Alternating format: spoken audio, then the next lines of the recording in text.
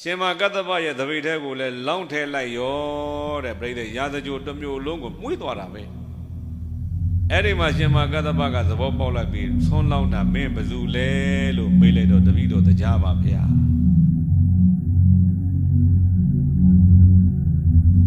အိမ်လေးကလည်းတေးသေးလေးအဖိုးကြီးနဲ့ဖွားကြီးနှစ်ယောက်တည်းစင်းအောင်စင်းရဲ့နေရတဲ့အိမ်ရှိမှာပြိဿအဖိုးကြီးကလည်းတကုတ်ကုတ်နဲ့လှုပ်လှုပ်နေရအဲ့ဒီမှာပြိဿရှင်မကတ္တပဆင်းရဲတဲ့တရားဓမ္မချီးမြှောက်မယ်ဒီလိုတရားဓမ္မဆင်းရဲလိုက်တာဩဟင်းရွက်ပြုတ်ရပုံရည်ကြီးပဲရခြင်းရဆင်းရဲတဲ့တရားဓမ္မငါချီးမြှောက်မယ်ဆိုတော့သရတရားအပြည့်တတိယပြပြောရင်ကရုဏာဓာတ်အပြည့်နဲ့ပေါ့ဗျာအဲ့ဒီအိမ်ရှိမှာဆွံ့ရဆွံ့ရတော့ဘိုးကြီးကဟဲ့အိမ်ရှင်မဘုန်းကြီးတော်မဆွမ်းခံကြွလာတယ်အိမ်ထဲကဒေါတုဇာတာကလည်းပြိဿကြီးအဲ့ဒီမှာဟန်ဆောင်ကောင်းတယ်အဘွားကြီးအောင်ဆောင်တကုတ်ကုတ်နဲ့ဟိုလုတ်ဒီလို့မကြားခြင်းအောင်ဆောင်အဖိုးကြီးကရှေ့ထွက်သွားတယ်ပြိဿကြီးမနေ့9နိုင်ခွဲ10နိုင်လောက်ဆိုနေထိုးနေကိုပြိဿလက်နဲ့မိုးပြီးတော့မှရှင်မကတ္တပကိုတခြားကြည့်ဟဲ့ရှင်မကြွလာတာတခြားမဟုတ်ဘူးရှင်မကတ္တပကြီးမြန်လှုပ်လှူပွဲမရှိဘူးလားရှိတာလေးယူကြစမ်းတော့ဟိုအိုလန်ဒီအိုလန်ကလိုကလန်နဲ့လှန်ပြီးတော့မှဒီမဲ့တွေးပြီးဆိုအဖွားကြီးကလည်းထားတကုံကုံနဲ့အဲ့ဒီမှာထွက်ပြီးတော့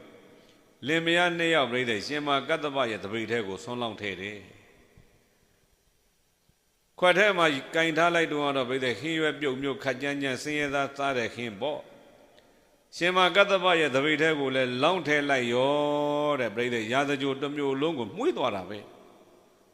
အဲ့ဒီမှာရှင်မကတ္တပကသဘောပေါက်လိုက်ပြီးဆွန်းလောင်းတာမင်းဘယ်သူလဲလို့မေးလိုက်တော့တပည့်တော်တရားပါဗျာဘာဖြစ်လို့ဆင်းရဲသားတွေရဲ့အခွင့်အရေးကိုမင်းဝင်ယူရတာလဲကွယ်ငါဆင်းရဲသားတရားဓမ္မတွေကိုချီးမြှောက်တာတပည့်တော်ကလေတဲ့အရှင်ဘုရားတပည့်တော်လည်းဆင်းရဲပါတယ်ဘုရားဘလို့ဆင်းရဲတာတုံးဆိုတော့သူပြုခဲ့ရတဲ့ကောင်းမှုကပြိဿသာသနာပကောင်းမှု